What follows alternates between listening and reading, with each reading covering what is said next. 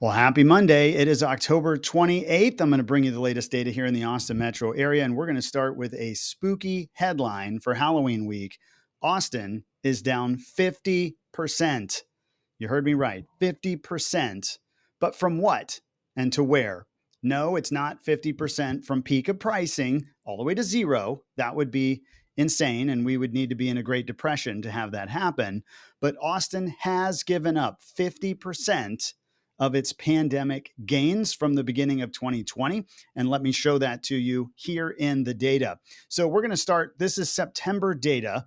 This is looking at number of home sales in the market. The orange line is 2024, and you can see we are at the bottom. This is anemic sales. The pandemics are the top lines, very aggressive sales. We are thousands of sales per month lower than we were seeing during the pandemic. So sales are slow. This is sales volume. And again, this is for our 5-county area. And this is, again, at the lowest point we've had in 5 years and lower than the last 2 years. So sales volume is down. So here we go. Let's talk about median home price. So if we look at all these different lines, the green line is where we started 2020, and entering before the pandemic, when we started that year, our median sales price in the market was just over 300,000. We were 305 in January 2020. Well, in 28 months, just over 2 years, we went from a median price of just over 300,000 in the metro to 550,000. So I want you to imagine a median house in Round Rock was very affordable for someone. It was around 300,000, and 2 years later that same buyer has to turn around and that same house is 550,000 on average in the metro. So that's how quickly, by the way, that's 81% appreciation in 28 months. So how long does it normally take to appreciate 81% in a market? Typically, national average is about 3 to 4% a year. I mean, that'd be 15 or 20 years to appreciate 81%. In Austin, pre-pandemic, we were appreciating at like 6 to 8% a year, especially 2017, 18, 19. We were doing really well. Well, still, that would take close to a decade to appreciate 81%. We did it in 2 years. And so obviously now that rates have gone up as aggressively as they did, it was unsustainable. And feed on top of that, especially here in Austin, all those low interest rates and demand spurred a lot of building activity. And so it oversupplied the market right when demand pulled back. And that's what allowed these prices to come down. So what's happened since May 2022? You can see interest rates had gone up. We have a huge drop in 2022. The light blue line, we went up some in the spring, but gave it all back in the fall. And here, even more anemic is our 2024 line, just barely gained a little in the spring, and again, sliding in the fall. A lot of it has to do with the fact that we still have a lot of supply and rates are high. So there's our 50%. We went from 300 to 550. We're back down to 425. And that's pretty much exactly 50% from the peak of the pandemic. Average sales price is always a little bit higher because that is factoring in the cost. So a luxury home gets more benefit there. So that pulls that up. But again, we're sitting at the lowest spot we've had in the last 3 or 4 years. Total listings are rounding off. Again, 5-county metro area. We saw those peak in the summer, and we're seeing listings come down. Why? A number of reasons. They always come down in the fall. There typically aren't as many sellers listing their homes at this time. And even if sales are slowing down, you also might have people withdraw or expire their property from the market and take it out. So you're going to have more coming off than are going on. And that's where we're seeing months of inventory come down. And we're seeing that here. All right, let's look at Williamson County. So Round Rock, Leander, Georgetown, all the big cities to the north. So again, number of home sales, lowest spot we've had in 5 years, lower than last year. If we look at sales volume, also coming down. And some of that's because of the price. Median sales price, not terrible. We're within about 10,000 of last year, 425 last year, 415 this year. So we're hanging in that low fours range. I predict we'll probably be able to stabilize and stay there. I don't see us going way back to this green line down here, down into the threes, just because inflation is real. These costs are real. The cost to rebuild the house is real. So I do think there's going to be some inflationary pressure that will hold up the market at some point, but there will need to be more buyer demand in the near future. Average sales price hanging in pretty tight. That dark red line is 2021. So we're back to where we kind of were at this time in 2021. And again, finally in Williamson County, we're seeing the listings and the months of inventory just start to round off. So we're seeing that slow down now, and that is September data. This is Travis County, so this is obviously city of Austin and the suburbs east and west. Even more anemic, you can really just see that line coming down. Not a lot of sales in the city. In fact, September had less than 1,000 home sales. In a town that has 1 million people, we had fewer than 1,000 single-family home sales.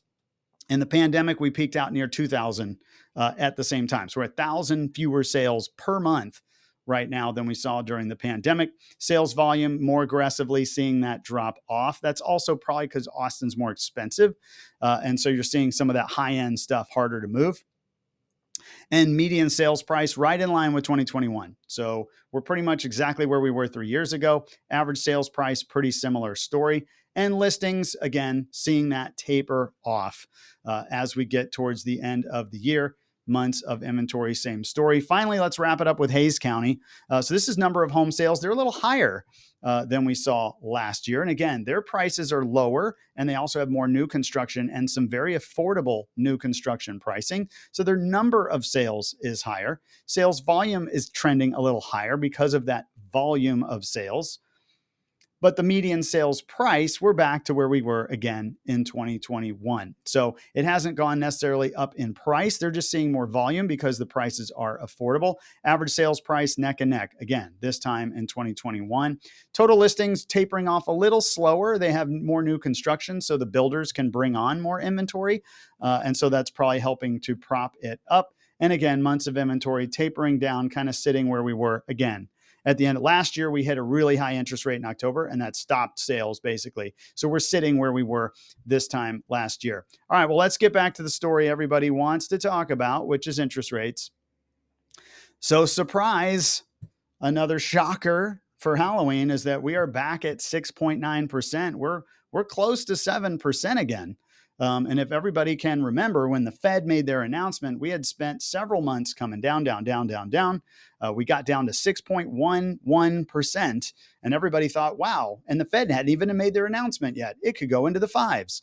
Head fake, jumps right back up to 6.9%.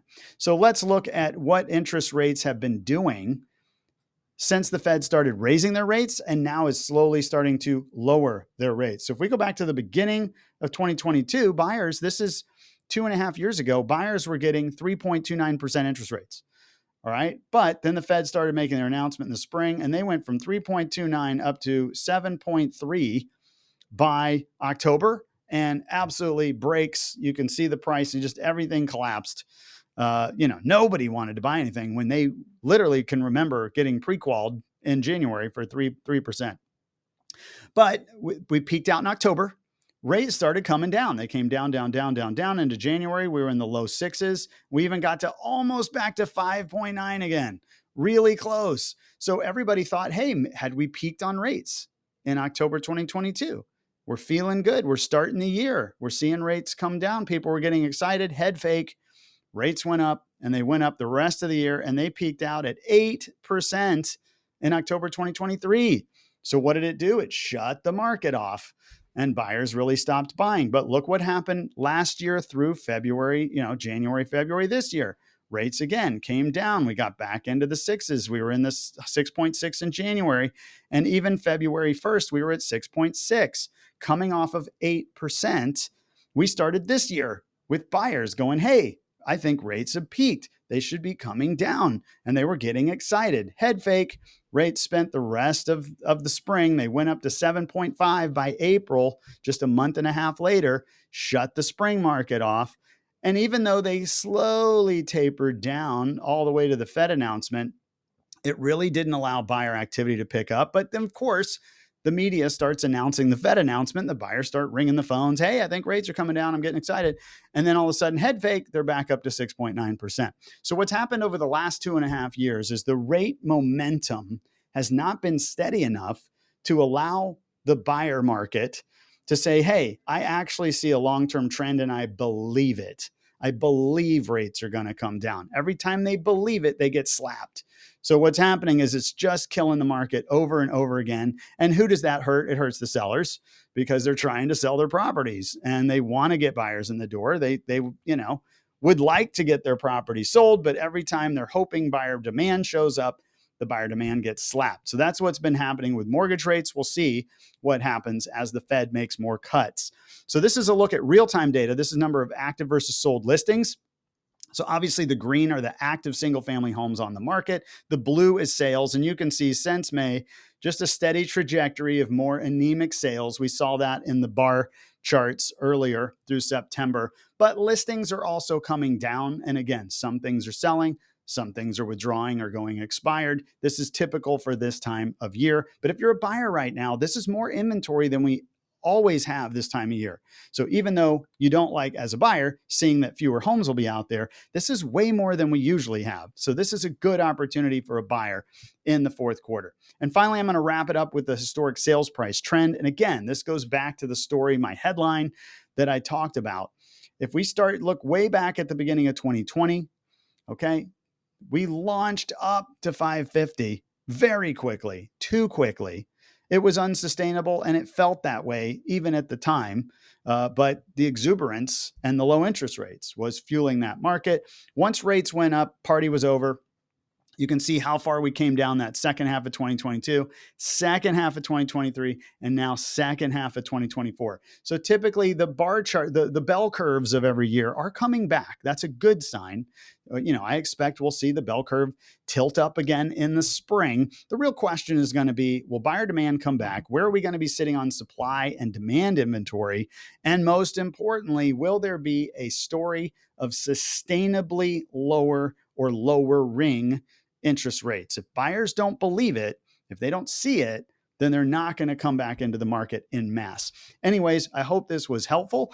Make sure to check out our videos each and every week. You can go to our YouTube channel at Ryan Kelly Group, click that subscribe button, and we would love to have you subscribe and follow our videos there. And of course, if you know somebody looking to buy, sell, or invest in Austin, now's a great time to talk with us, especially if you're making some plans for 2025. Anyways, hope you guys have a great Halloween. We are still duct taping and pulling together our kids' costumes. They are super excited to go out trick-or-treating on Thursday. We're hoping it's not going to rain on them, but it should be a great week. Hope you guys have a great Halloween, and we will talk to you next Monday. Thanks.